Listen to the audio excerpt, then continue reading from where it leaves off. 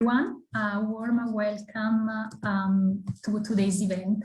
My name is Simona Azzali. I'm a senior lecturer of urban design at James Cook University, Singapore, and I have the honor and the pleasure to chair today's book launch, Predatory Urbanism, the Metabolism of Mega Projects in Asia, by Agostino Rizzo and Nindita Mandal, and published by Edward Elgar as part of their Cities series.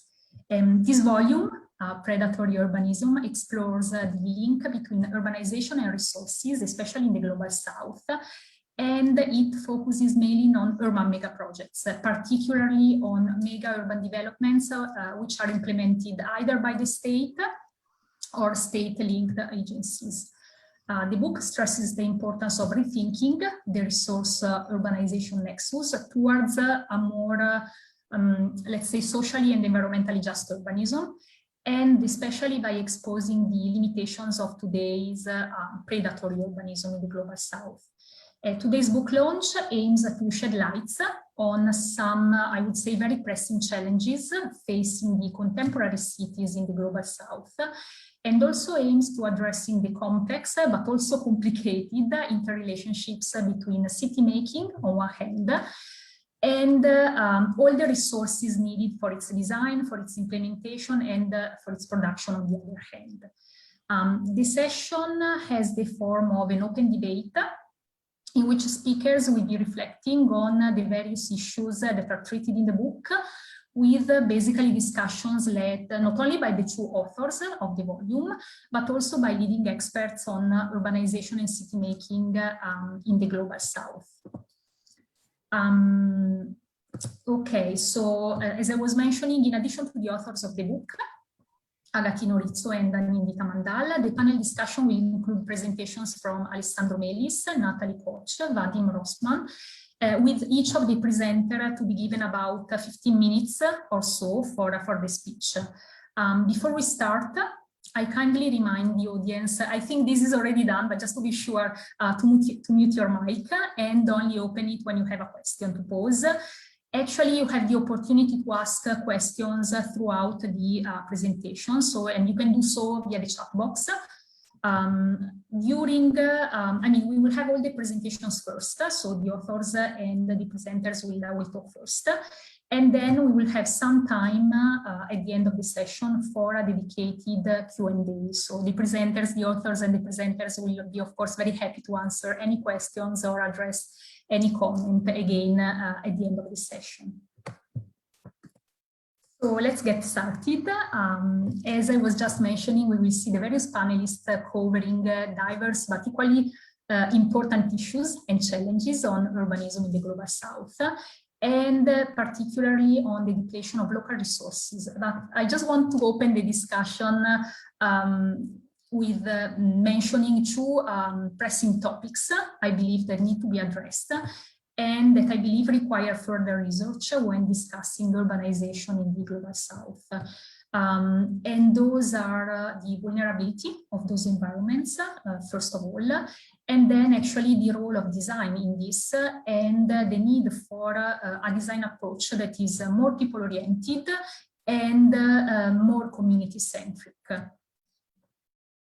So when we talk about vulnerability, and especially vulnerability in the Global South, we have to remember that the majority of Global South cities lie in the tropics or subtropics region, and this is an area of the world that is home to nearly half of the world's population, has actually huge population growth forecast, and also has unfortunately significant economic and social inequality challenges.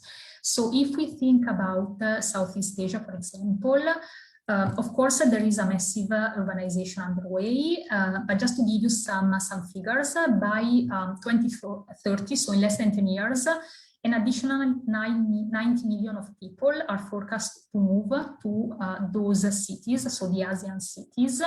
The urban populations overall are expected to triple by 2050. So definitely in this context, the issues like poverty, inequality, unsustainable energy consumption, declining infrastructure, all these somehow will shape not only government decisions, but business decision as well for the many years to come.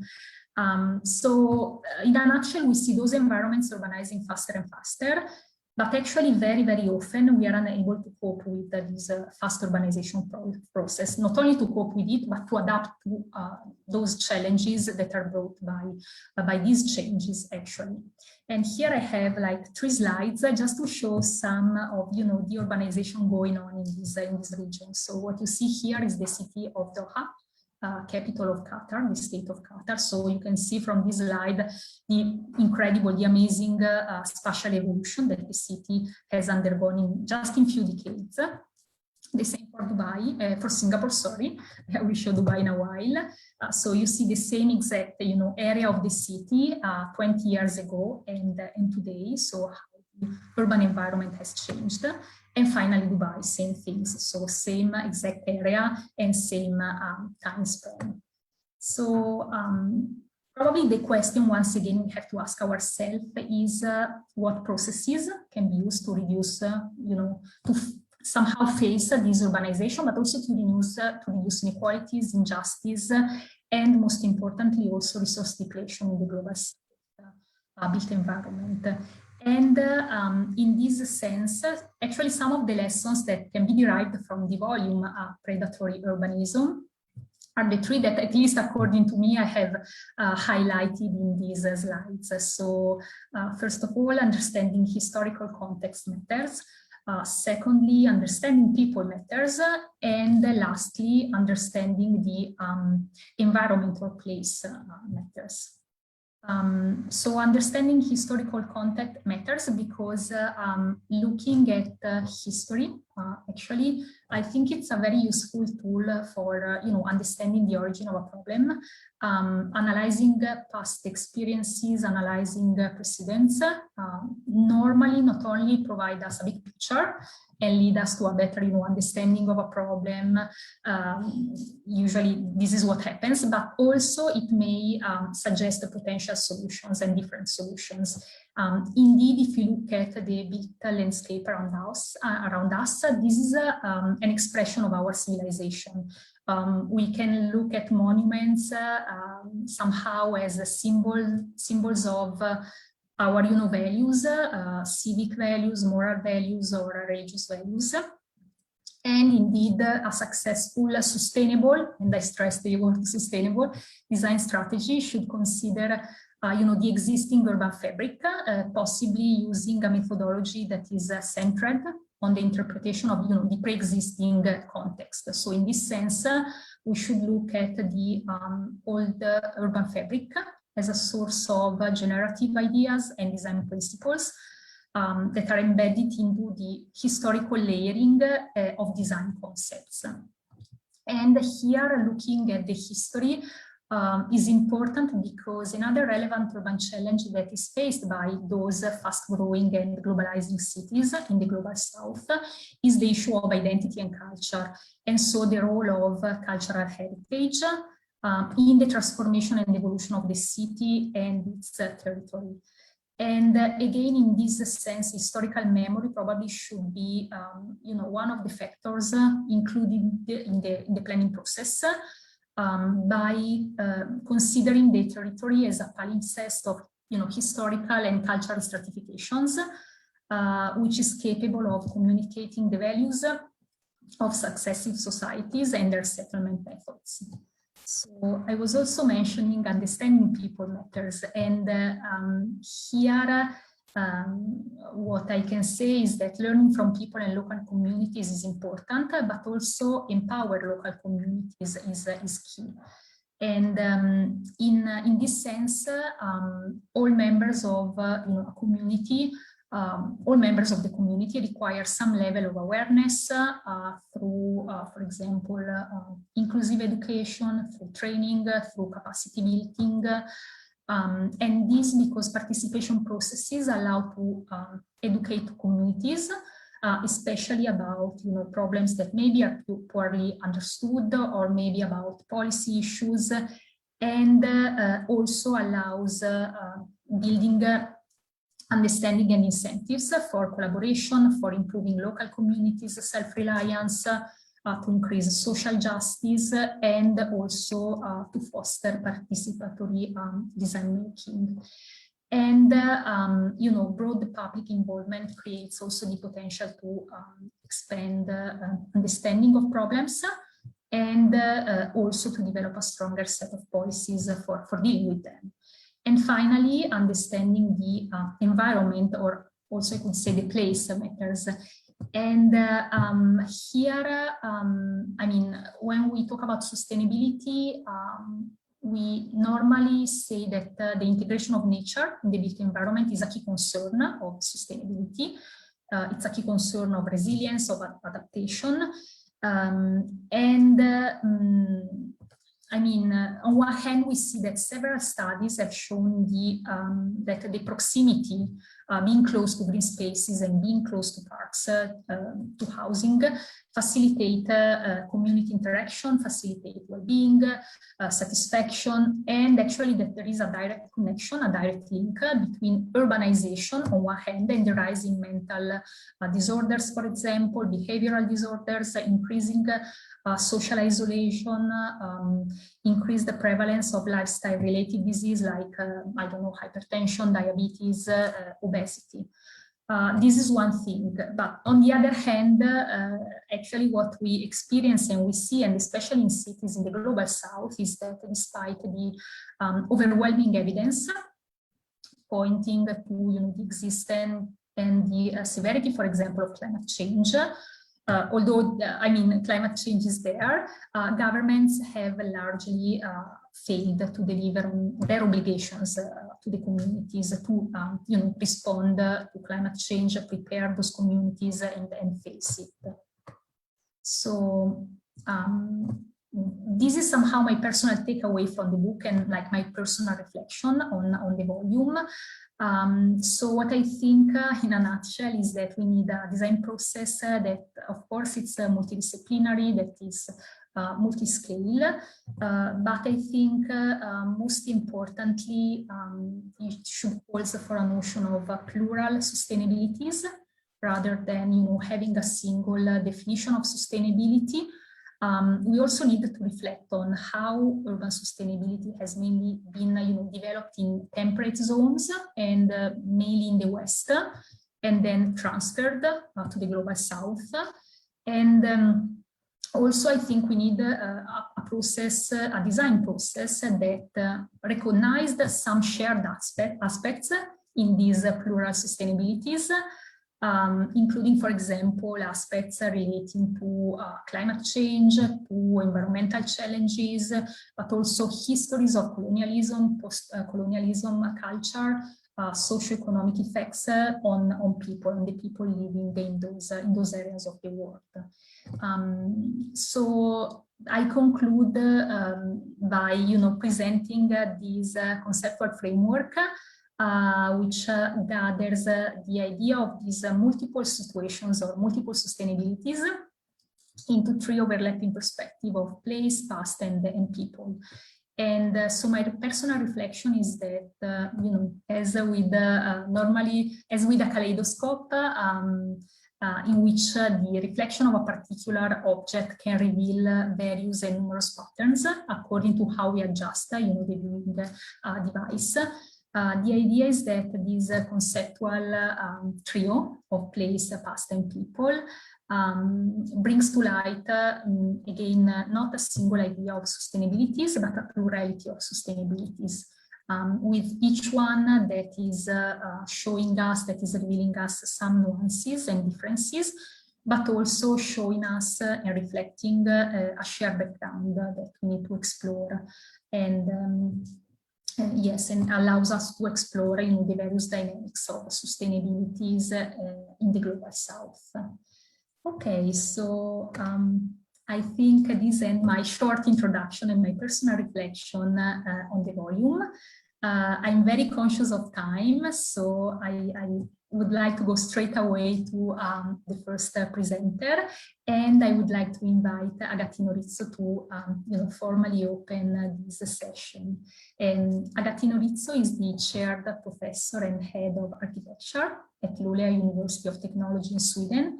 He works at the intersection of planning, design, and geography in contexts so different as the Arctic, Europe, and Asia. His main interests are the study of the resource urbanization nexus and how to transition from predatory to resourceful urbanism. His original theoretical production includes novel concepts such as the intra-rural divides, transdisciplinary urbanism, knowledge megaprojects, predatory urbanism, and green resilience. Between 2009 and 2013, Agostino Rizzo worked as a scholar in Malaysia and Qatar, and his work has been funded by the Qatar National Research Fund, the European Commission's framework programs, the Swedish Energy Agency, and the Formars. So I'm just stop sharing my screen, and over to you, Tino. Thank you so much, Simona. Thank you so much. I think next time I should write a shorter presentation of myself. But thank you. And I think the best way to start is first to thank all people who contributed to this book. And I will start with, first of all, Anindita, who joined in the book like on the project of the book like a year ago. And it has been great also to work with her, and it has been like great to share also the struggle to put the book together. And also I want to also thank Alessandro Melis, who is also the director of the Italian Pavilion in Venice, for writing the foreword and also like for his support. And yeah, well, as we wrote in the book, once upon a time, we were sitting in the same university in Auckland, and that is incredible how the urban and architectural world is so small worldwide. And then I want also to thank also Natalie and Vadim for their like endorsement statement to the book, and also for anonymous reviewers who checked the first proposal of the book. And yeah, we try to address some of the issues, and hopefully we try to do the best we could. I also have to thank, sorry, boring, but I think somebody has to do that. So I also have to thank Simona for this job, for chairing this event. It's been great. And I met Simona a long time ago in Qatar. She did a PhD student in Doha, and now she's in Singapore. So again, it's great. And now the speakers actually are located in many parts of the world, from Russia to US, from Sweden down to Singapore. So that's incredible. Of course, many thanks also to the publisher, Edward Elgar, because they were very supporting. And actually just today I got the hard, sorry, you cannot see it because there is this trick with Zoom, but there is this hard copy of the book. So that was great. And also, of course, I thank all the colleagues and everyone who supported, like in these 10 years, like in a way, research, because the book, I'm going now to share my screen, because this book basically, like in a way, was put together also joining materials from myself and Anindita, and where we worked separately, like in a number of case studies in the global south, working to a certain extent with metabolism, and but with slightly different approaches. And one case study, it is actually described in the book, is that of Iskandar, Malaysia, Johor Bahru. You see, it's basically like Johor Bahru is a city next to Singapore within this like red box that basically represents like let's say a discontinuous urbanization stretching from Singapore to Kuala Lumpur, which is a connection of many infrastructures on railway, highway, and so on. Actually, Simona is actually sitting in Singapore at the moment. And as you see, like in the case study, like in this case studies, I went through like the project of Iskandar, Malaysia, which is a mega project. It's a large mega project which involve the clearing of a forest, and then like a construction of like a villas, several compounds, and also like like several like office buildings and like actually an entire city. But at the same time, we zoom also like into the case of existing indigenous communities in the area, which were also like part of this process and actually pay some of the consequences of this like large urbanization process. Another case study that is actually treated in the book is that of Doha. And again, yeah, once upon a time, I was sitting also there at the Qatar University. Simona was also there. And we basically like, well, I studied like a number of case studies in this city, but in the book, I actually treat more the Pearl, which you see here, this offshore development over here, and education city over here. And again, the type of analysis goes through architecture. Architecture is in a way my background and planning, but it's also like into the complex environmental like and social like interrelationship when it comes to the development of a new place, which perhaps I'm going to talk later or maybe like study a little bit later.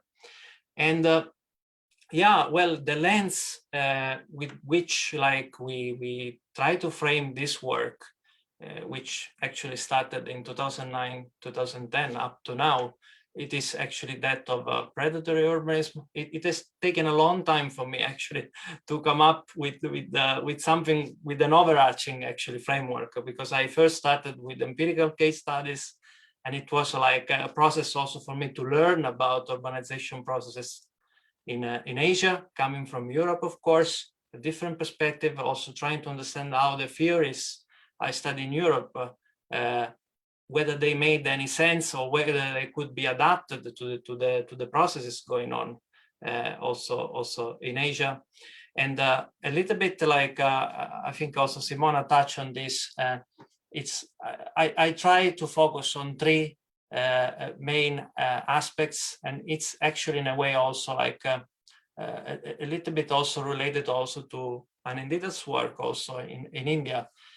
Just done, of course, with a different like style and techniques. But for me, predatory urbanism consists in looking upon resources, the extraction processes of these resources, and the commodification, looking at this from an urban point of view. So when I talk about resources, I'm talking about images, branding, and I'm talking about also bodies, laborers, and people like that are involved in these developments, and also nature into like, let's say, into a wider definition of nature.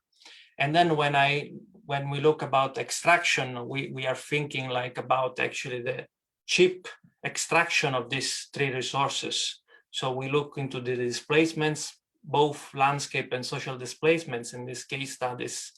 And also, as I was saying before, we look into the green urbanism and the large mega projects dynamic that consolidates. So in a way, we go and look at the, if we want to put in a statement like in the urbanization of resource extraction in this case studies that are in India, in Southeast Asia, and in West Asia, in Qatar and the UAE. And I will go very, very quick because I want to actually leave more space to other people to talk. But these are some of the case studies that we treat in the book. And yeah, well, when I talk about images and branding, this is what I have in mind. So how basically like large mega projects, large master plan mega projects actually like exploit in a way or deploy like images from different parts of the world. In this case, we are talking about Venice, which is very connected actually to the Biennale and to the Italian pavilion. But as you know, as all people who have traveled through Dubai, there are many actually images that are mobilized into the making of these developments, and these are done. Well, there are processes that are cited in the book, like for example, like the traveling of practices from the north to south, but also like the theme of the global consultant companies that bring these ideas, but there is an issue of branding, and there is also an issue of city making, like in a way, sometimes also nation building. And then another aspect of predatory urbanism is that of nature. And here there is like actually a screenshot of impacts, basically a study about the impacts on the environment, on the nature of the Gulf, of the water of the Gulfs in the Persian Gulf region. And you can see like that, of course, most of the impacts are caused by the oil traffic and actually the exporting of oil from these countries to the rest of the world. But at the same time, if you zoom like into the coast of the UAE, also Dubai and Bahrain and Saudi Arabia, you can see that some of these impacts are actually related also not only to the oil extraction and fishing activities, but also to the population pressure and the transformation of the waterfronts, which sometimes is very drastic, like in the case of Dubai and Abu Dhabi in the Gulf region. And then another aspect of predatory urbanism is that of course, bodies and laborers, migrants that are extracted from parts of Asia or parts of Africa or other parts of the world, actually, for that matter, also from Europe and other parts of the world, and are deployed in these countries to either like power like this fast instant urbanization or for other type of activities. I take here some screenshots from a documentary which was put together by Bertolt Deo and Roberto Zancan some years ago. These are also, screenshots, but also issues that in a way we treat in the book. And as I was saying before, we look, of course, into the displacement that are related to these large transformations, whether we are talking about biogeophysical, which in a way it's landscape displacement or social displacement. And of course, we try to like describe in the book and try to analyze like this type of displacement that are, whether they are like the clearing of total clearing of forest, of mangroves, and what this means also for the livelihoods of fishing communities or people working with agricultural activities in these areas, or whether we are talking about instead like issues related to for example, like nation building, or for example, like the mobilization of racialized workers for the construction of this area. So what it means on this. So we try to connect also with the lots of literature that also the people who are today attending this book launch presentation is also done. So I'm very also much interested in the way they reflect on the book, but also like in the way also like the type of research and how like this book connects, or maybe like also misinterpret some of this. So in a way, for me, the book is a way also to build a dialogue with the many people also that have been involved in studying these areas. There is not that much that I want to say. I'm not sure how much time I have used. Perhaps I can also come later and add more aspects or film more with this. So thank you so much. Thank you. Thank you so much, Tino, for your presentation. And now it's the turn of the second author of the book, Anindita Mandal. So Anindita Mandal is a doctoral candidate at Luleå University of Technology, Sweden. She has a bachelor in architecture from Mumbai University, India, and a PhD in architecture from the University of Auckland, New Zealand. Her main research interest is in the field of sustainable urban development and resource efficiency. In particular, her research has involved understanding and analyzing human psychological factors affecting the development of urban settlements. So please join me in welcoming Anindita. Over to you.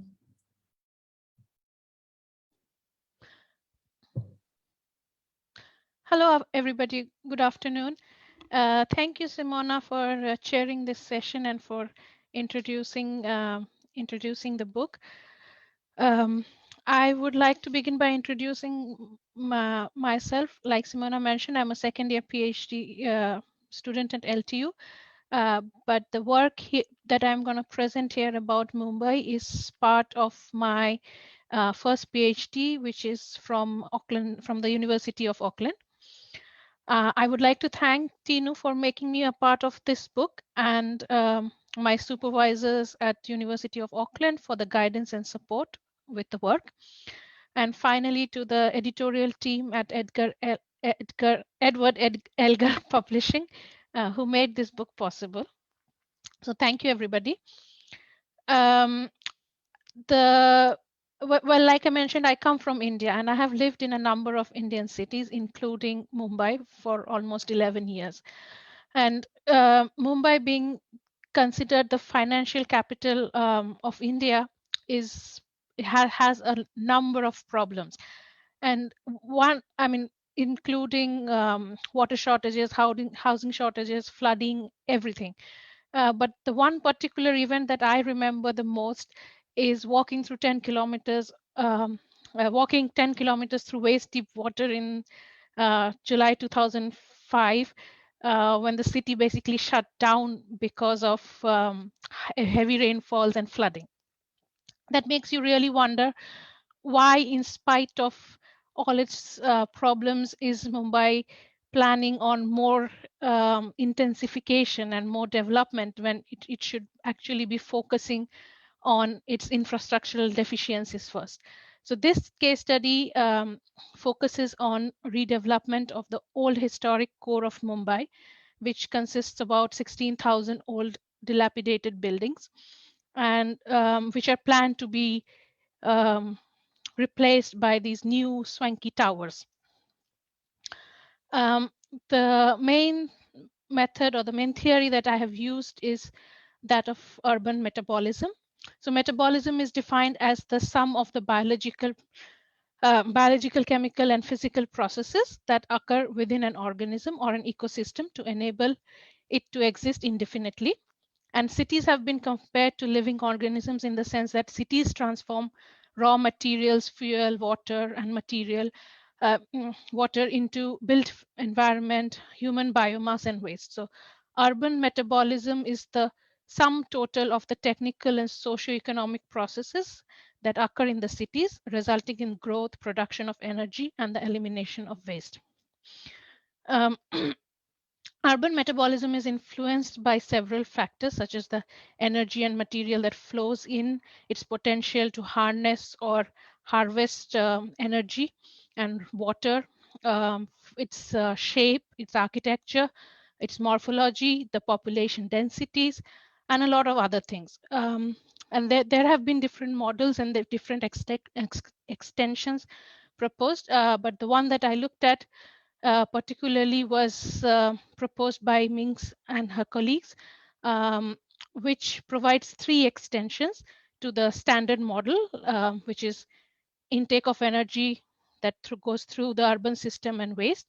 And the extensions are the environmental impacts, the urban quality, and also what is happening within the urban system, the patterns and the drivers that define this urban system.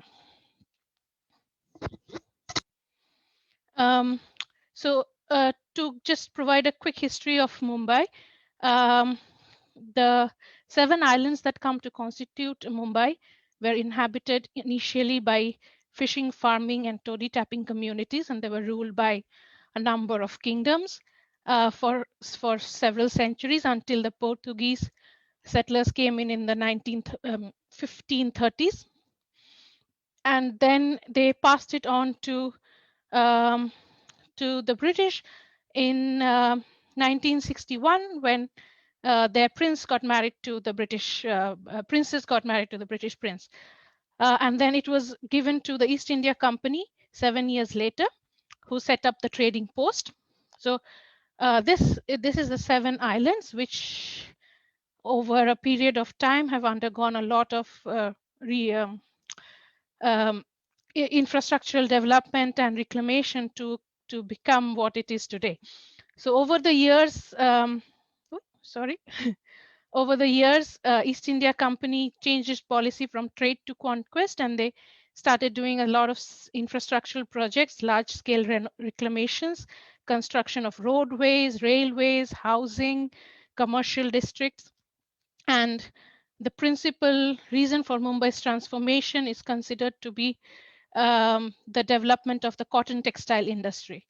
And post-independence, Mumbai continued growing growing northwards, forming the Greater Mumbai, and subsequently in 1967, the Mumbai metropolitan region. So it's been growing into the mainland from being just a combination of 7 islands. So that's the urbanization history of Mumbai. So initially there were no, because it wasn't planned to become a big city or a central hub. There were no plans of how to develop the city. It just grew organically, and the development controls based on spatial dimensions were introduced in the 20th century, but the development plan actually came into being only in 1964. And in 1939, the first major legislation for Mumbai's Rent Restriction Act was enacted, which basically froze the existing rents. And the controlled rents resulted in poor condition of the housing, since the rental income was inadequate to pay for repairs. So as a result, in 1969, cess taxes were introduced, and a levy was placed on landlords by the municipal authorities who took over property repairs and reconstruction if necessary. So cess buildings were constructed in the 1970s. These ones in the front that we can see, and over the years, the government have been trying to encourage more development in the city, but because of the low FSI proposed in the development plans, it has not been able to do so. So it has tried to increase the FSI a few times in the past, but nothing really happened because these are already very dense developments. And finally in 2009, the development control rules 3379 was introduced, which is basically to promote cluster developments. So this project we are looking at, or which was the first main case study, is one of those projects. Bhendi Bazaar is located in the north of Sea Ward in the island city of Mumbai.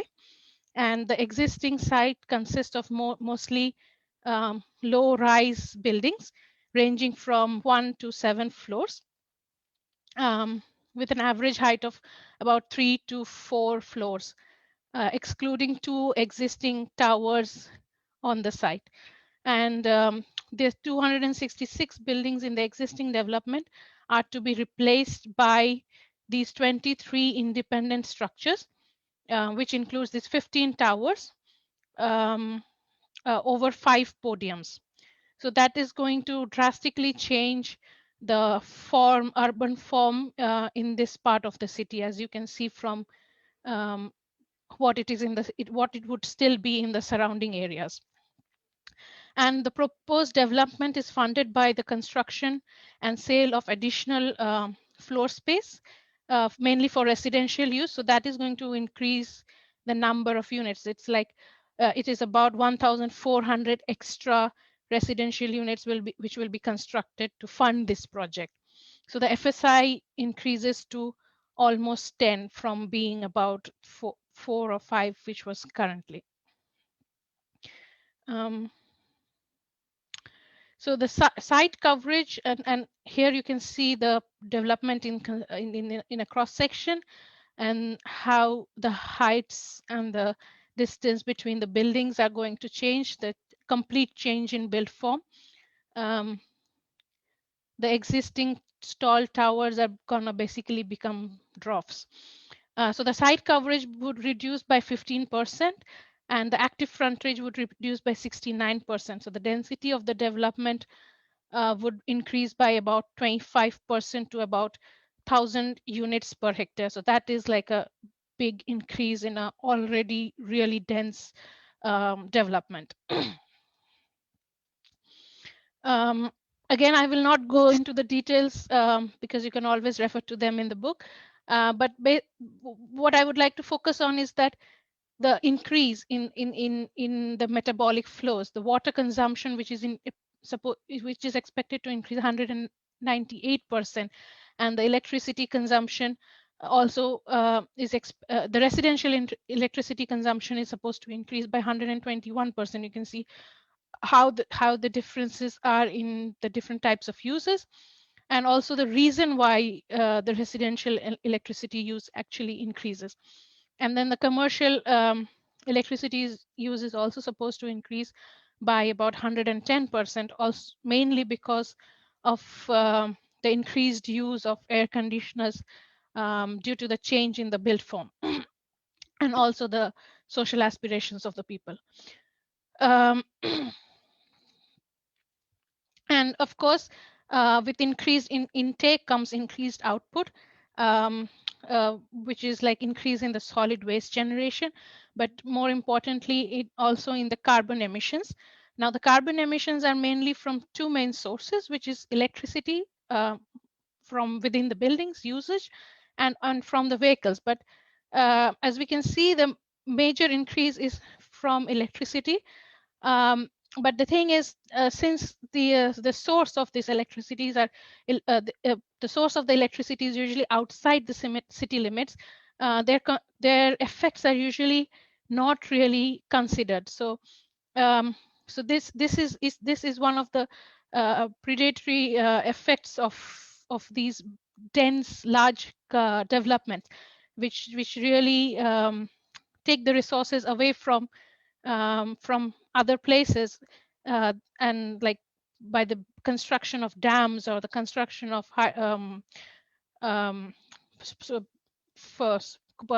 coal thermal power plants, which have a very negative effect on the environment and all the people living around it, but not on the actual settlement. But also the increase in emissions from vehicles, which is gonna affect us, which is expected to happen within the site, of course. So in terms of urban quality, the idea is to improve the infrastructure by providing more civic amenities and providing more open spaces, and new technologies are supposed to be incorporated, but their potential to actually produce or supplement the increase is very minimal. And while the infrastructure is supposed to be developed within the site, the connecting sites are not taken into consideration. So the pipelines, for example, or water supply and drainage pipes within the site are supposed to be new pipelines are supposed to be put in, but they still connect to the old system.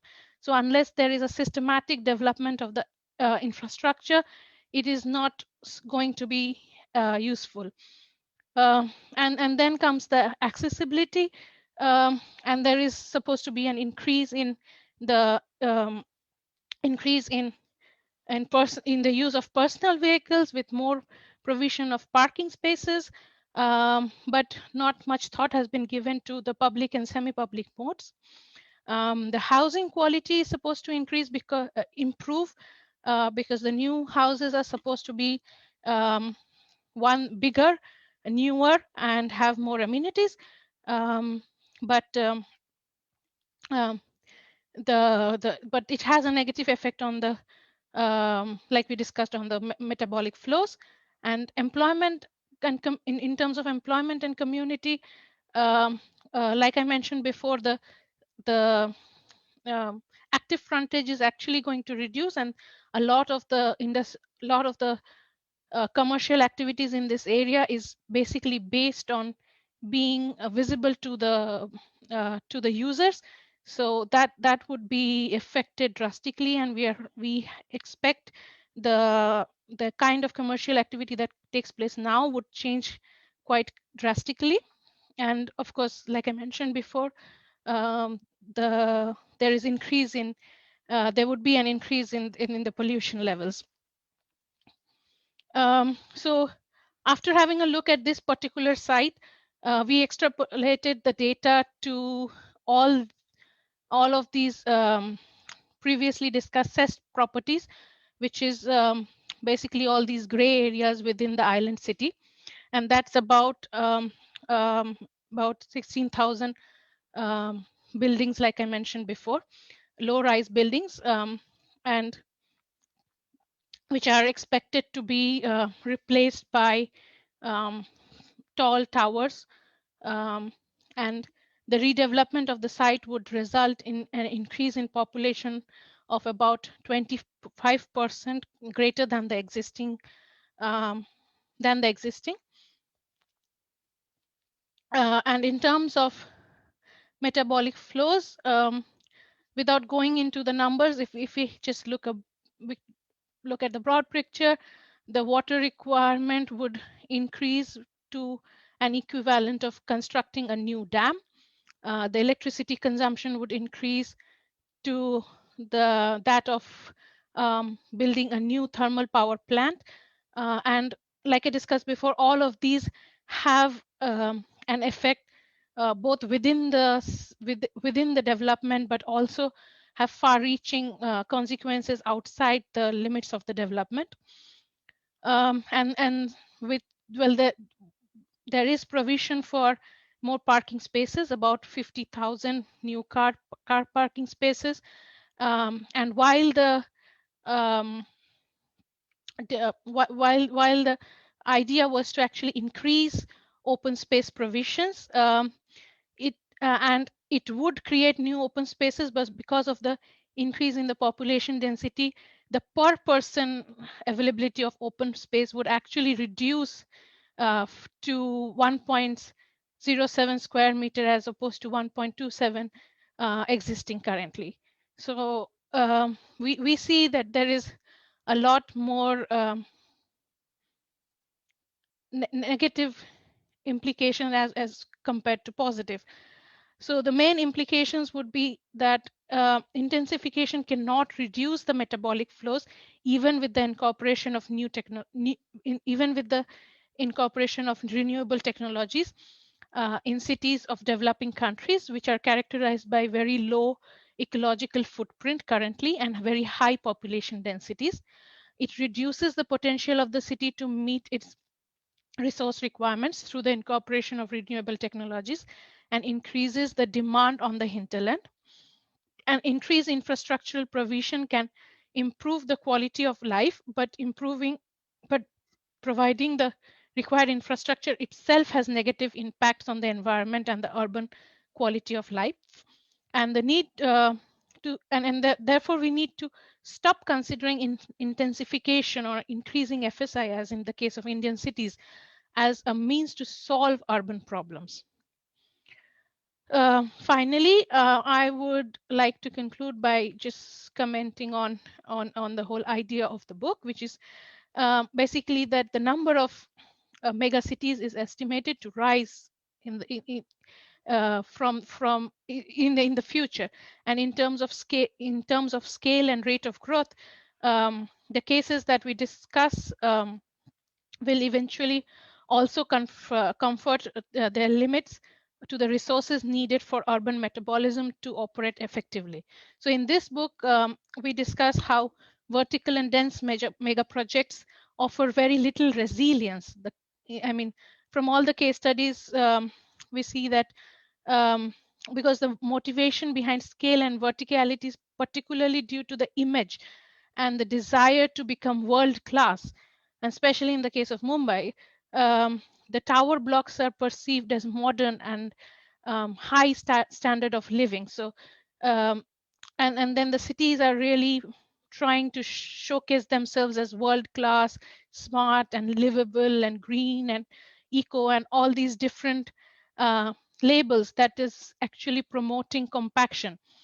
But the cumulative effect of this rapid urbanization is resulting in not only environmental problems, but also a lot of social segregation and change in the social mix of the development of the redeveloped areas. So smart technologies can allow for effective use of resources, but ultimately limit the availability of the resources. So as cities grow and demand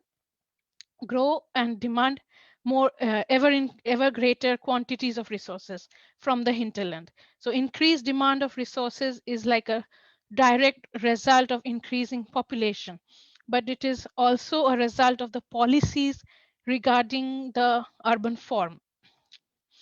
And a top-down master planned city or a master planned mega redevelopment and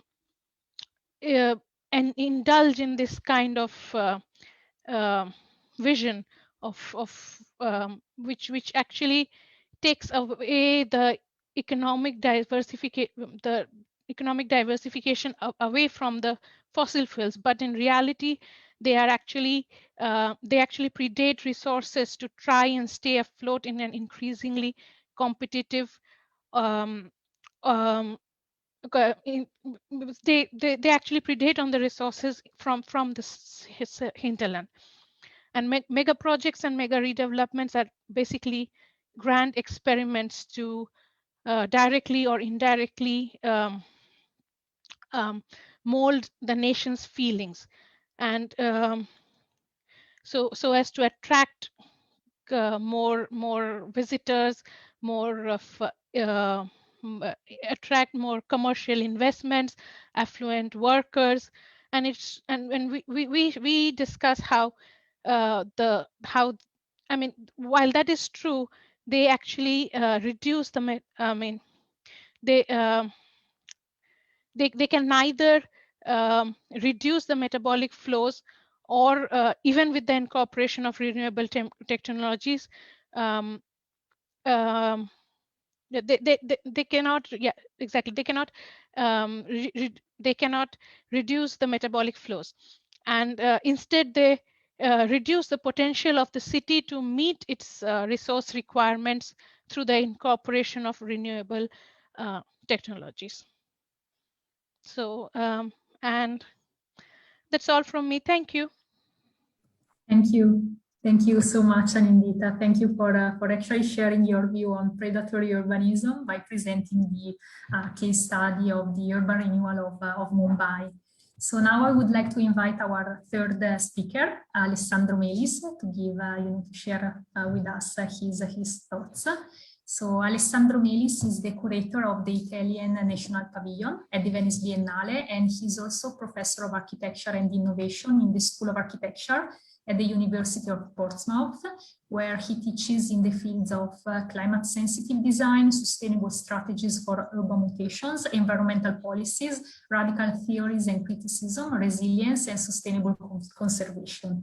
Before joining the University of Portsmouth, he was the head of the technology area and director of the postgraduate engagement at the School of Architecture and Planning. Alessandro Melis has been appointed a guest professor in Austria and Germany, and has been a honorary fellow at the Edinburgh School of Architecture, and also a keynote speaker at the China Academy of Art, at the MoMA, New York, and at the Venice Biennale. He has published extensively books and articles in Europe, New Zealand, and the USA, and his projects have also been widely published in international magazines. Alessandro, the floor is yours. Thank you very much for this kind presentation, and Simona, and of course thank you also to the author of the book, Agattino and Anindita. It's a pleasure for me to be here. Thank you for having me, and I'm here in a double position, in the sense that I'm also let's say the host of the event in the position of the curator of the Italian Pavilion, which make me particularly grateful to you all, also to our guests and panelists, because I would like to say that this book has been, I don't know if I ever told to Tino, but it's been kind of influential, especially in a certain phase of the design of the Italian Pavilion, very helpful. Many reflections came from the discussion that Tino and I had about this book. So I would say that I was particularly happy to to have you here in the Italian Pavilion virtually. I'm very far now. By the way, I'm very close to my window here. I see the United Nations building. I'm in New York now, and I think this is also kind of inspiring because a lot of what I would like to say is related to the 17 goals of the United Nations. So what I was trying to say is that the double pleasure condition, the double pleasure situation, this one. And I want also to highlight for those who don't know that this book has been highly influential also for my work. I would like to underline especially two aspects of the book that for me have been particularly significant and have been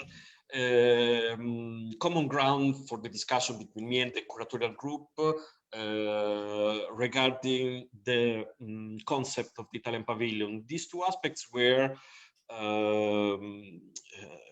the level of politics that is needed to be discussed every time that we talk about sustainability in architecture and resilience. The fact that also the discussion about the possibility to build architecture or to plan cities for climate change is must consider the potential war against the forces, the conservative forces of the capitalism that are particularly smart and prepared in make a sort of resistance to the change. The second aspect, which is very much related to the first, is the speed of mass communication, which is which maybe starts as an instrument, let's say, I mean, the taxonomy of, for example, the discussion on resilience that starts from the within the research environment, but very quickly can be cannibalized and digested by the inertial forces of the society, and can be used to do the let's say the opposite of what we expect the job should be. So I think that this was a discussion, this is a reflection that is also part of the preface of the book, and this I would say that this was particularly evident also in the presentation that Anindita made, where we have seen very clearly that the potential ideas that that were at the foundation of the project, where most of them were more, let's say, buzzing words, were more, let's say, instruments to prepare the basis of more okay, speculative project, and if not greenwashing. So I would like to share very quickly a presentation about this, if I can find it. Okay, this aspect. Let me check if I can.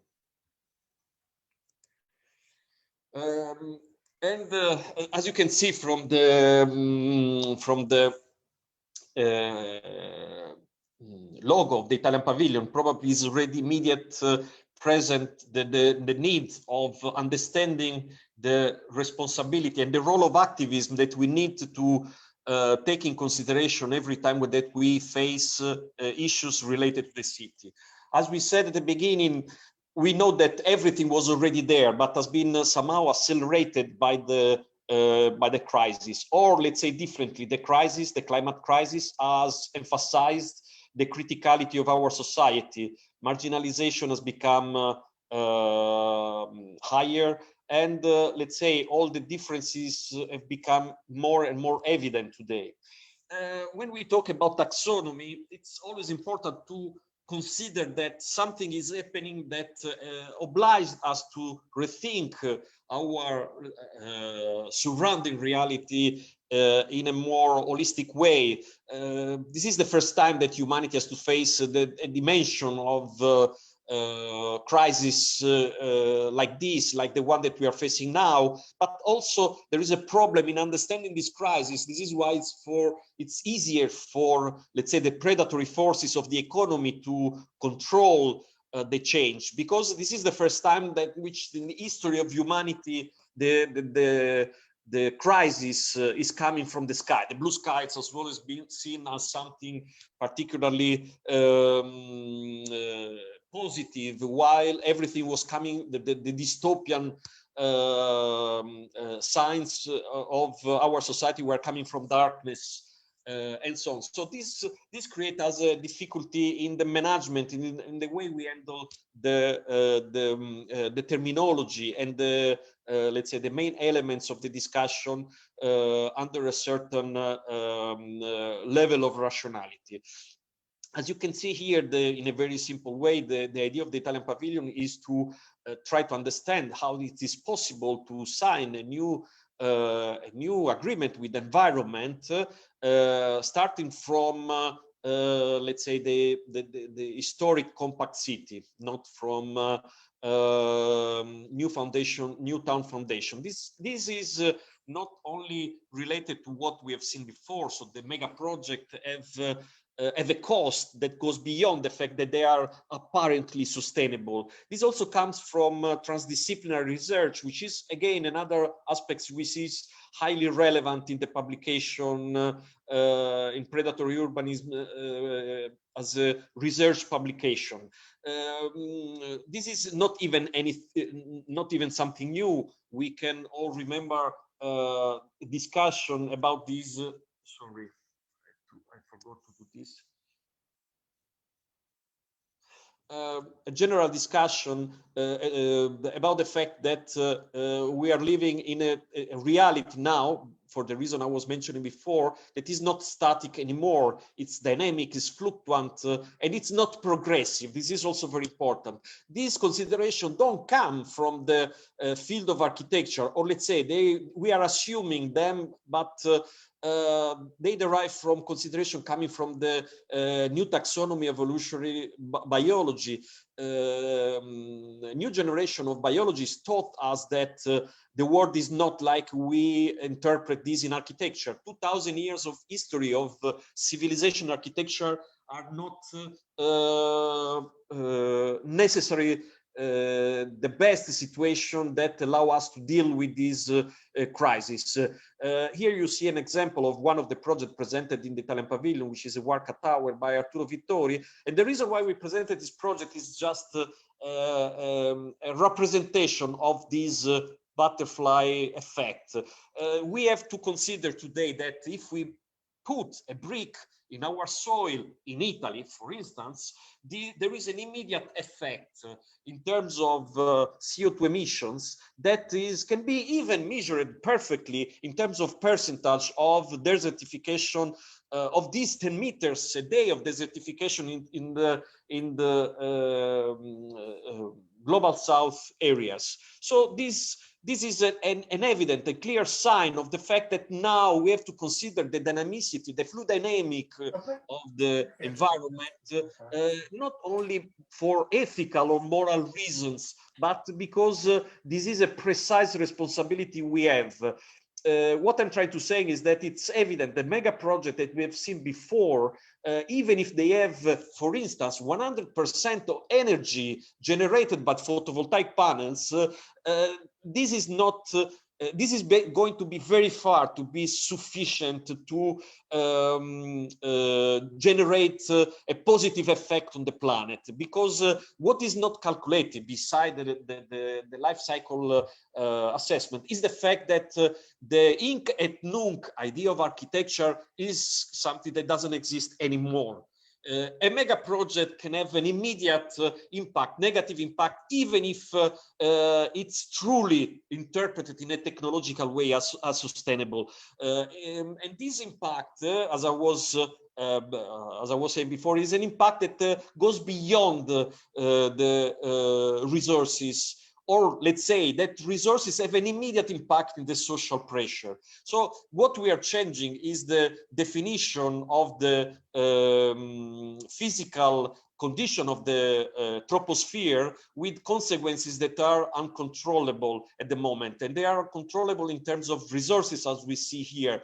And when we consider the fact that within 30 years we will arrive in a condition in which half of the world population will be below the level of nutrition. Today we are the calculation is 20%, so 1 billion out of 7. We have to consider that there is something that goes beyond ethical, beyond morality. We know for history, and we have one case which is in the 536 after the probably closest climate crisis we had due to volcans in Iceland. They changed completely the society, at least in Europe, with millions of deaths, what we call the Gothic Wars. So what I'm trying to say is that what we have to expect when 50% of the population is under the level of nutrition is permanent war, worldwide war. So there is only one way probably to go beyond to overcome this what we can call impossible equation. The fact that we are going in a way that the increase of population and reduction of resources are basically uncontrollable. And also the fact that this condition is mainly due to the construction, to the way we build cities and how we build cities. The solution, despite what I'm saying till now, I'm fundamentally an optimistic person. So the idea is that, of course, we have to consider transdisciplinarity as something that can teach us many things, like the fact, for example, that high density compactness is very equivalent to what in exaptation is the use of the functional cooptation of existing structure, and the fact that resilience mainly depends by the disorder. So I like to highlight that this book is in a way trying to break a stigma, the stigma of the order. I'm not the first one talking about this. We know that this is a discussion that even Christopher Alexander or Richard Sennett since the 70s is doing. So let's say that every time that we build architecture, considering the order, the organization, the planning, deterministic planning as a tool, as a strategy, without considering the possibility of combining, not as an alternative, but combining this with informal practices, what we are doing is basically reducing the possibility of the community to express themselves and make the community more resilient and more cohesive. And what we didn't know when Christopher Alexander was writing this and when Richard Sennett was starting his discussion on this topic is that this is also creating more CO2 emissions. So there is something that is not working, something that we have to change in the taxonomy, and this is what the book is trying to do. If we consider informal cities are the generation of the city, while we know today that the formal city is the main cause of CO2 emission and the main cause of crisis, while the informal cities is the place that will suffer the consequences of these aspects. So it's clear that in this contradiction there is the evidence of the fact that the taxonomy, the current taxonomy of architecture is not working, needs to be changed. And this is not something that is underestimated by the United Nations when they specified that integration is as important as the goals. So we are all aware that we have to embrace this complexity. It's not the time anymore to say, okay, we have to face the poverty, we have to challenge the poverty without considering the problem of climate. This is not possible anymore. So we are in a situation in which also the extremization of climate is telling us one thing that is very clear. It's not possible to have a sustainable society without having a just society. And it's not because it's an ethical position. It's not because it's a moral position, because as Telmo Pievani, the most influential biologist of evolution, Italian biologist of evolution, following the lessons of Stephen Jay Gould, is telling us that nature is not moral, so it doesn't care if we are just or not. This is not the point. The point is that we know that this is diversity, variability, and redundancy of organism are the only way to make this organism resistant, resilient to change, capable to be adaptable to changes. So considering the heuristic value of biology, what we know today is that the main possibility, the only way to make our societies more resilient to crisis is to make them more diverse. So in a way, in a very simple way, it's just like repeating what Bernard Rudowski, in a way, intuitively already said. We are not talking about architecture. In the history of architecture, we are not talking about architecture. We are not talking about planning. We are mostly talking about a very limited selection of culture coming from the Western world. And what we know today, this is why a discussion of diversity is important at all levels, is that this selection is done by white male with an age between 50 and 70 years old, like myself, by the way. So I am a dinosaur, so that's clear. And Tino is very close to be a dinosaur as well. So it's clear that I totally agree. I could not be more happy when when Tino called me to write the preface of this book, because he was talking about predatory, and in the same period I was writing a book which was about zombie city, because in a way I thought that what we are doing is not only a predatory, keeping alive a predatory economy, but we are keeping alive a zombie economy, in the sense that the predatory economy that Agatino is considering is economy that we are trying to keep alive as if it's more convenient. But what we are doing is investing billions in keeping alive a dead body. And we have quantitative data that are telling us that this is the situation.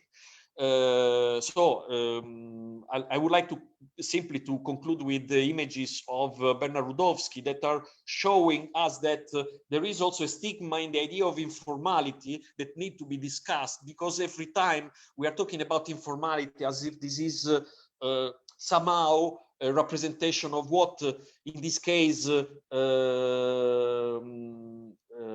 not positive, I would say, from my perspective, the United Nations are describing as lack of infrastructure and so on. So basically slums. No, if we check, 20% of population is living in slums, but not more than 20% of population is living in planned cities. So according to the Martin School of the University of Oxford, there is a 60% of life that take place in the urban settlements that don't belong to plan or slums. So what is this? This is a dark architecture, dark matter of architecture that need to be considered, and this is what stays at the marginality of the predatory economy, and it is exactly there that I'm sure we can find opportunities for overcoming the crisis.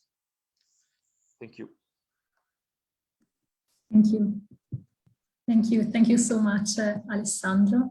So let's move on to the next presenter, Natalie Koch. Natalie is an associate professor in the Department of Geography and the Environment at Syracuse University's Maxwell School of Citizenship and Public Affairs. She's a political geographer, and she's working on geopolitics, nationalism, urbanism, and state power in the resource-rich states of the Arabian Peninsula. In addition to over 60 journal articles and chapters, she is author of The Geopolitics of the Spectacle, Space, Synedoc, and the New Capitals of Asia, published by Cornell University Press in 2018. She's the editor of the book Critical Geographies of Sport, Space, Power, and Sport in a Global Perspective, published by Routledge in 2017. and co-editor of the handbook on the changing geographies of the state, New Spaces of Geopolitics, published by Edward Elgar in 2020. Her new edited collection, specializing authoritarianism, will be released with Syracuse University Press early the next year in 2022.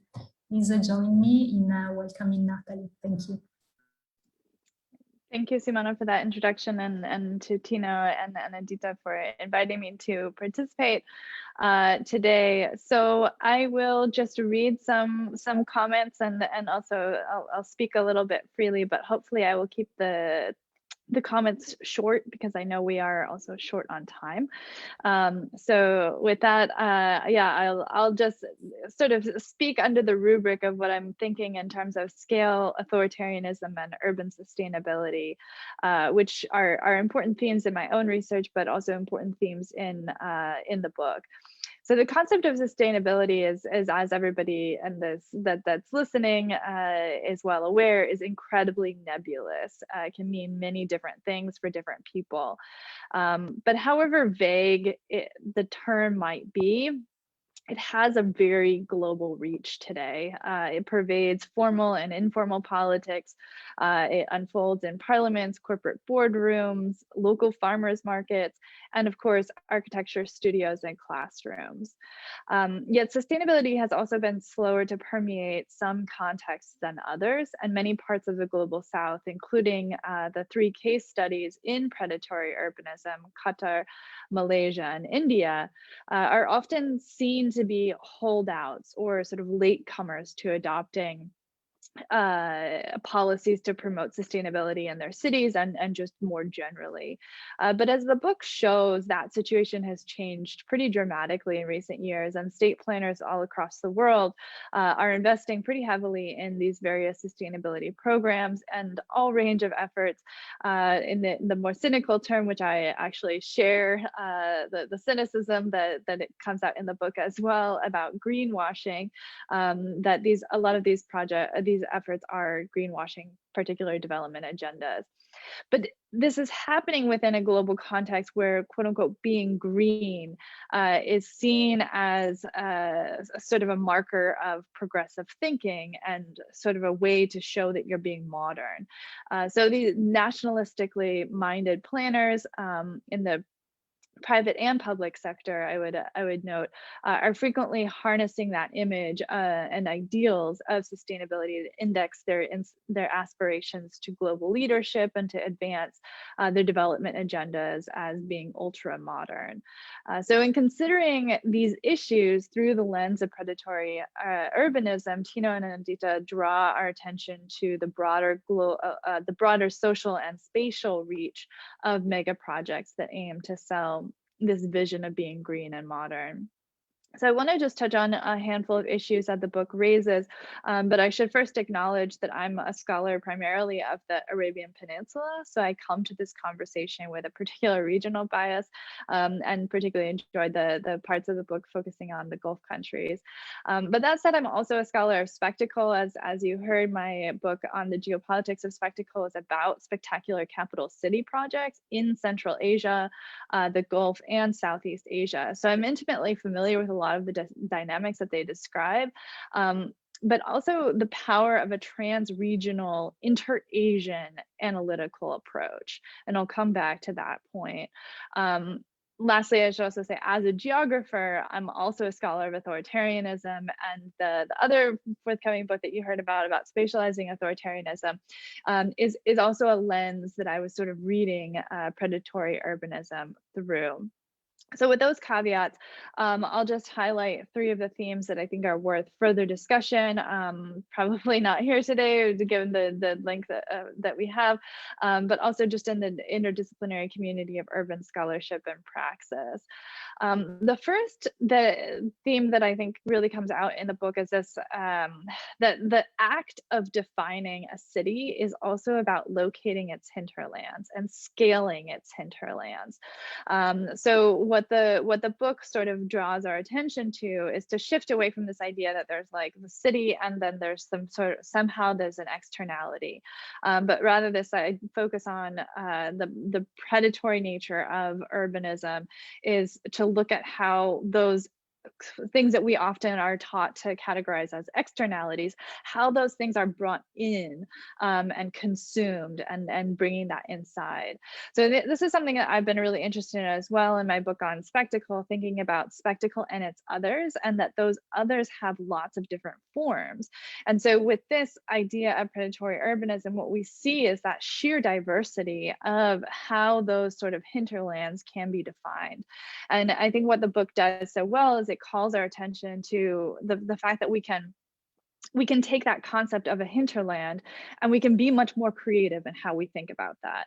And that by doing that, by looking beyond the borders of a city in different ways is actually really productive. So we're not just thinking about the municipal border and the beyond, but also state borders of countries well beyond that. And the Gulf cities are a great example of this. Their hinterland reaches far into many different parts of Asia and Africa to get labor, but also to get resources, et cetera. So you can look beyond state borders, resource borders, thinking about things like sand, water, energy, all sorts of things. The imaginative borders, we didn't really talk about that, or the previous speakers didn't really speak too much about that, but how ideas circulate in a particular way, and how this is another way of imagining a kind of hinterland or the extension of a city.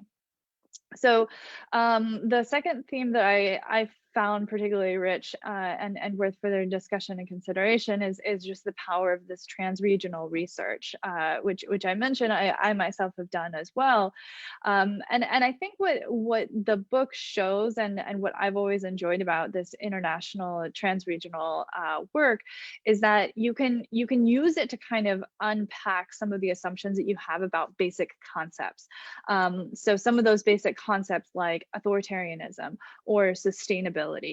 So how do you locate these phenomena? How do you define them? Cross-regional research really forces us not to rely on oversimplified versions of how those things are understood, how they are interpreted locally, how they're practiced locally, and just in general, how you then solve an issue like authoritarianism or unsustainable practices, right? So I think that transregional research kind of it destabilizes a lot of those essences that can often kind of creep into these conversations about something like authoritarianism or sustainability.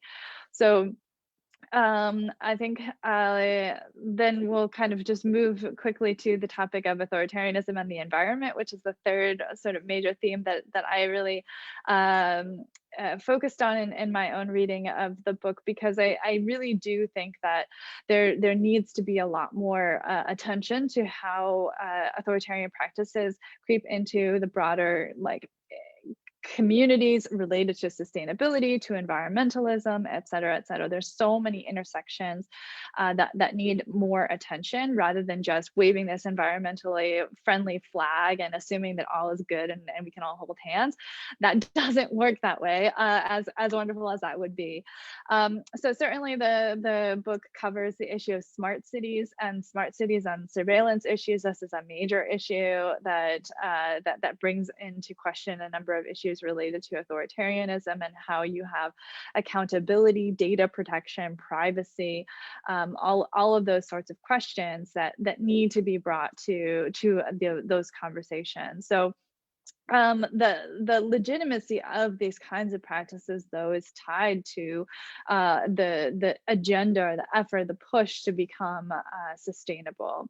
But I think what the focus of the book also on mega projects really draws our attention to is how these kinds of projects, the big iconic type ones, they do a lot to entrench state power because many of those sustainability projects that are being funded under this rubric go to those people who are connected, the elites that are connected, and whether those are royal family members in a place like Qatar, or if they are just financial and political elites in other places like Malaysia or India, for example. So what you have in this particular case is that you have that kind of re-entrenchment of these elite networks, which then tend to solidify authoritarian regimes and authoritarian political practices more generally. So even if it's not a state-based regime, but it's just authoritarian practices of planning or introducing a big project. So toward the end of the book, Tina and Andita reflect on an important question that is raised by Andrew Gardner in 2014, which is, can a sustainable urban environment really be master planned? And they reply that our answer is no. The top-down master planned cities and mega redevelopments we have seen in this book indulge their visions of sustainable development and economic diversification away from fossil fuels, but in reality predate scarce resources to try to stay afloat in an increasingly competitive offering of destinations worldwide. So I think this is an interesting conclusion, that you perhaps can't master plan a sustainable community or urban environment, but I think that there's still so many people that hold on to that aspiration in some way, which I find fascinating. How is it that people come to this idea that they can just somehow engineer this miracle and a sustainable environment, but they don't see that as authoritarian? That issue, how do people just make that assumption? That issue is incredibly important if we're to understand how you introduce sustainable practices without just re-entrenching authoritarian practices. So I think that those kinds of questions are the questions for practitioners and in the classroom and in a range of different spaces. So I think at the end of the book, then Tina and Andita suggest that we can do more to sort of, this is a quote here, rethink the dichotomy of the city versus the environment towards a much more entangled ontology of this kind of idea of humanity and nature. And I think it's really interesting that they close with this because it brings us directly back to the ideas of Ebenezer Howard and his famous Garden Cities of Tomorrow, which was first published in 1898. And so that book sort of set off the so-called Garden Cities movement, and it proved to become one of the most influential calls for greening cities all around the world. But as you know, I've done a lot of my research previously in the post-Soviet countries, and if you look at the history of the Garden Cities concept in the Soviet world and how that took place, you can see that Howard's ideas of equality and justice that this Garden Cities movement was supposed to introduce, marrying town and country in a sort of joyous union which will spring new hope, new life, and new civilization. They were so quickly in the Soviet Union, these ideas and aspirations were so quickly contorted into the service of this authoritarian state. And I think this is, again, that tension that I personally am really interested in trying to understand where it originates and how you move against it. So if that happened in the Soviet context and many other places around the world, Ankara, for example, another place that adopted these ideas, also authoritarian today. In short, if we are going to green our cities and deepen our understanding of humanity and nature and sort of look at this interplay between cities and nature, I think we just need to be constantly vigilant of the creep of authoritarian practices. At the end of the day, I would say that maybe should be our mission for every realm of life, whether urban or not. So I will leave it there. Thank you. Thank you. Thank you so much, Natalie, for your insights. It's now time for our very last guest speakers for today, Vadim Rossam. Vadim is a senior fellow and visiting professor at the Open Economy Institute, University of International Business and Economics in Beijing, China. He holds a PhD from the University of Texas and a master's degree from the Lomonosov Moscow State University and the McCombs School of Business. Vadim has taught and conducted research in the US, in China, Russia, Israel, Thailand, and Slovakia, and published on a broad range of topics, including nation building, nationalism and ultranationalism, urban studies, and urban and intellectual history. Vadim is the author of several books, including Capital Cities, Varieties and Patterns of Development and Relocation, published by Routledge in 2017.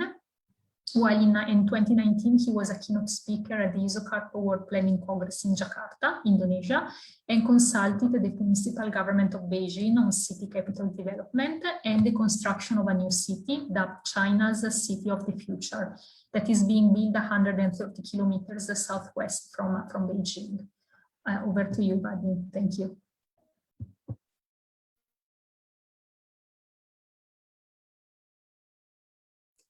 The microphone, Vadim. Yes, the mic. I need to. Hello. First, I wanted to thank you for the opportunity to participate in this discussion. I'm very honored. And I would like to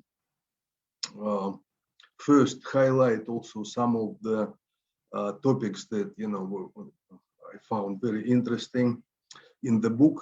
In general, I find the book very interesting and impressive, and I believe it is also a very timely book, considering the fact that so many new cities are being built.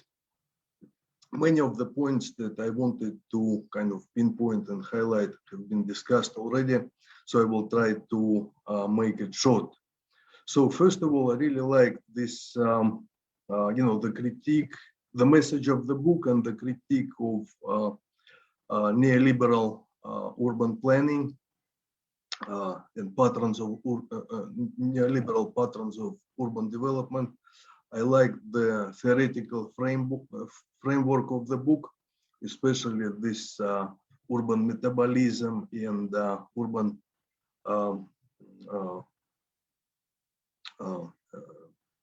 relational urbanism type of methodologies that have been deployed. And also, I really like this kind of combination of big picture view and the details, especially in Anindita's part of the book. It's kind of so rich in details and very rigorous analysis at the same time. So I think it's not very common, to see this combination of interesting big picture concepts and details. I think that capitalism in general has an enormous power to co-opt different movements and different concepts, right? So, and even including, protest concepts and protest movements, such as healthy lifestyle, green cities, eco cities, and so forth.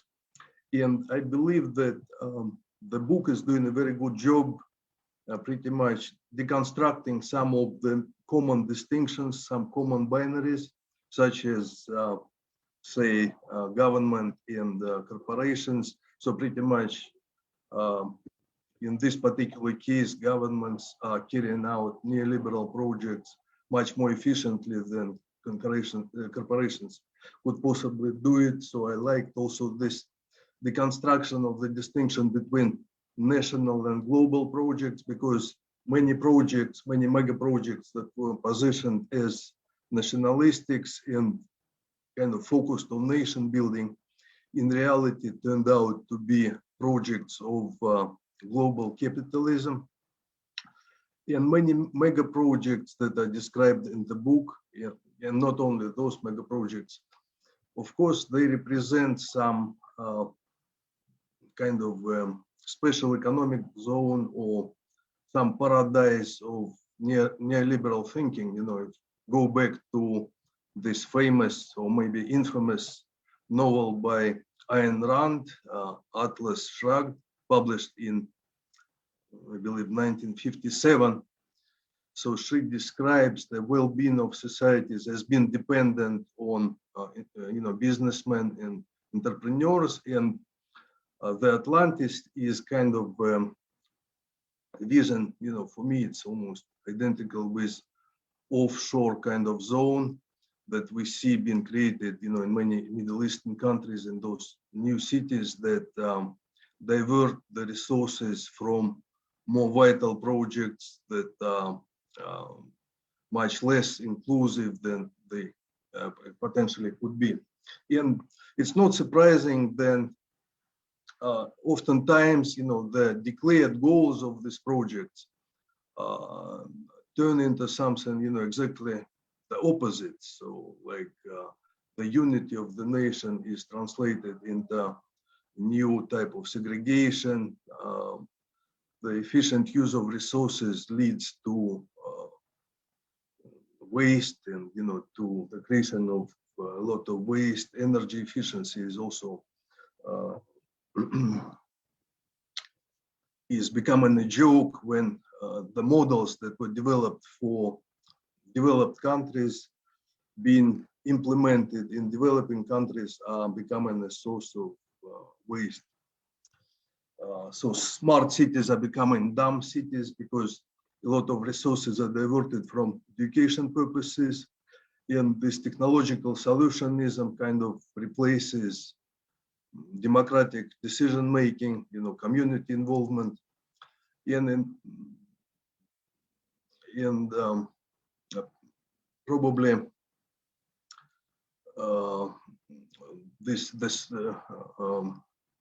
the technologies that are viewed as the most important source of innovation kind of block the way for the discussion of urban policies, which I believe are much more efficient. And probably in the 21st century, policies probably would be much more important source of innovations compared to technologies and new applications.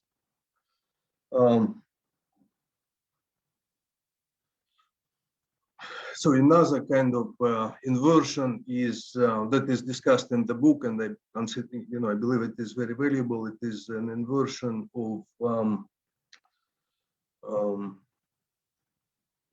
kind of scales, right? So whatever is efficient at urban or regional scale can become very inefficient and harmful at the level of the country and mega region, right? So I believe those are all very valuable insights, and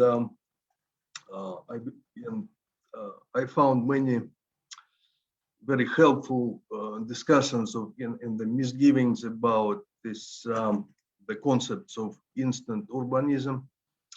I lived for many years in Southeast Asia and in China, and I experienced firsthand, many of the dangers, and threats that are described in the book, emerging from this focus on instant urbanism, because it takes many years for new cities to take shape and become efficient. So then I wanted to also to say a few words about the topics that are close to my area of interest, capital cities, capital city development, and mega projects in general. So despite the fact that mega projects are often harmful, I believe that they are also necessary, and it is important to find more resourceful ways to implement and develop those mega projects. So mega projects are very important, and especially the construction of new capital cities is very important for several reasons. So first of all, many of the capital cities that I discuss in my book, for instance, are located in the coastal areas. There is an imminent danger to these capital cities. I'm talking about such places as Bangkok, Jakarta. So it's pretty much, it's not a matter of choice. It is something that needs to be addressed relatively quickly, and it is important to develop this mega projects.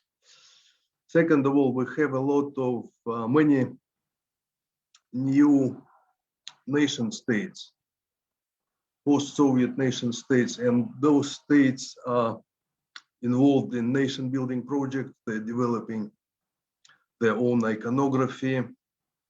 So many of the capital cities in Africa were kind of originally established by metropoles, by colonial powers, and many of these countries, unfortunately, are in the state of civil wars. So there are like very strong regional divides, ethnic, linguistic, religious divides in those countries. And we have a situation of civil war in these countries. And historically, we know that many of the capital cities, successful capital cities, they emerged as a result of these mega projects. You know, we don't need to go far, you know, Washington, D.C., Ottawa in Canada, Canberra. And if we look back in history, we find that in some major civilizations, you know, new capital cities were developed as a compromise between two parts of the country. I will give you just two examples. Memphis, it was established as a compromise between Upper and Lower Egypt. Jerusalem originally was developed as a compromise between ancient Judea and Israel. So it was also located in a neutral place. And many of these capital cities, they played an important role in establishing peace, so in peacemaking. So it's not just a matter of nation building, it's also peace building. So for instance, today we see some level of discussions in Algeria, in Ethiopia. We have a situation of a civil war. We have a situation of a civil war in Yemen. And many of these problems could be, you know, at least it is a possibility that, you know, a new capital city can be established that would serve as a compromise. So we know that in Washington, you know, Washington, D.C. didn't solve the conflict between the South and the North.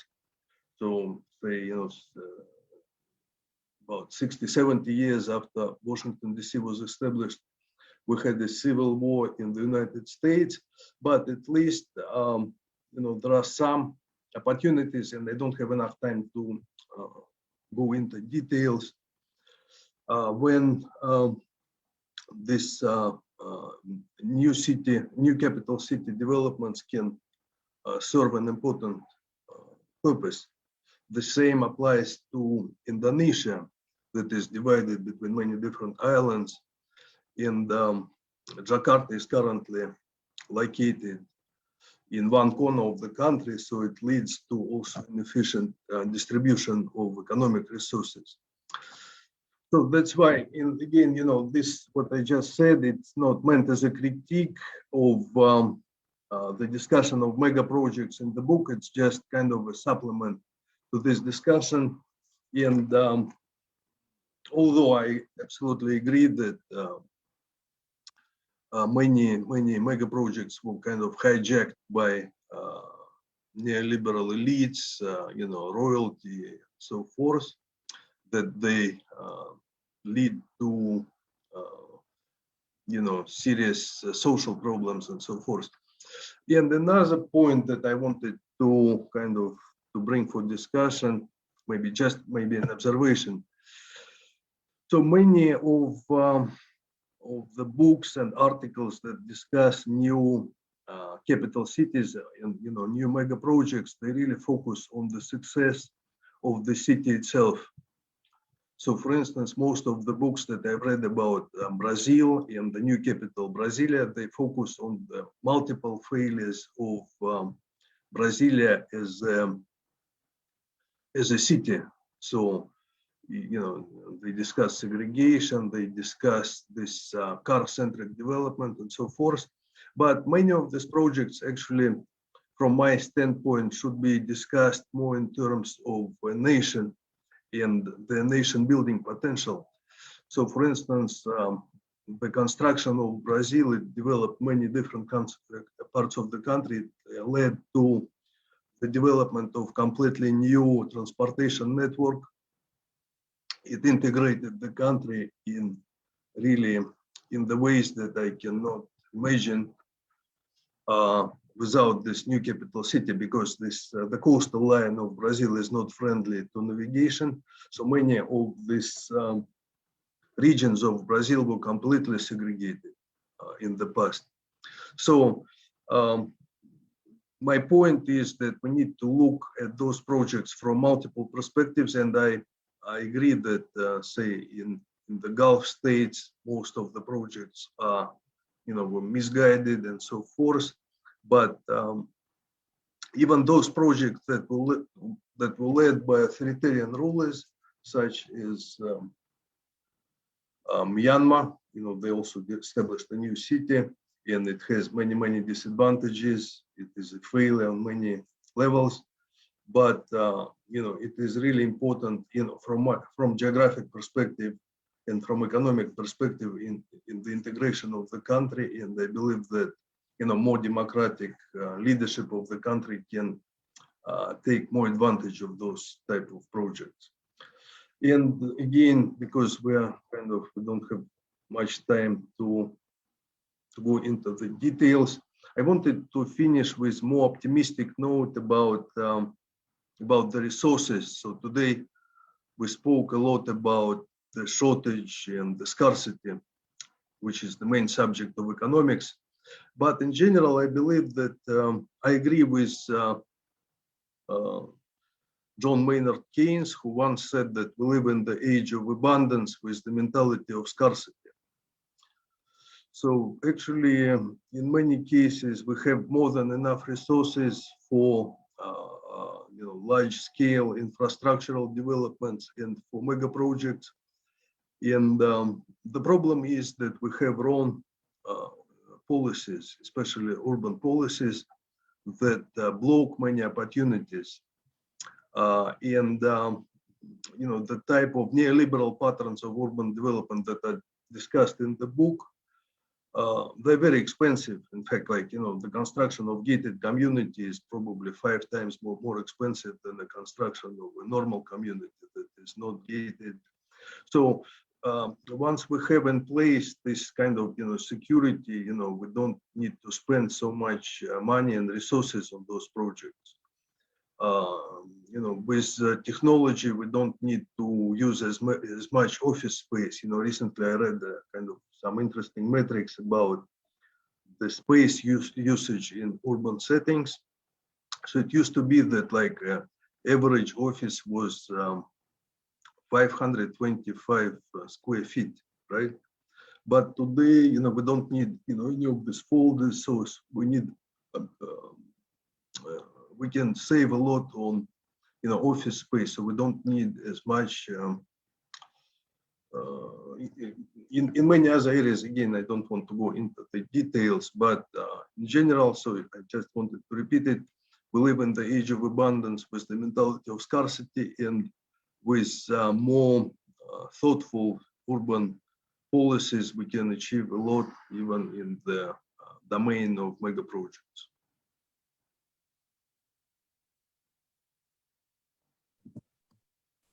Thank you. Thank you, Vadim. So I was actually hoping to have 5 to 10 minutes to discuss with you some of the issues and insights that were covered during your presentations, but unfortunately they are telling me that we are basically out of time, and so we need to come to an end. So I just would say that let's conclude today's sessions. And I mean, it's been a truly pleasure for me to chair this session and being with you all today. I want to thank you, first of all, again, all the presenters. So thank you, Agattino, thank you, Anindita, thank you, Alessandro, Natalie, Vadim, for, again, sharing your insights with us. And also I would like to thank you all the participants that are following us on Facebook for listening and for joining us today. So enjoy the rest of the day and enjoy the weekend ahead. Thank you all. Bye-bye.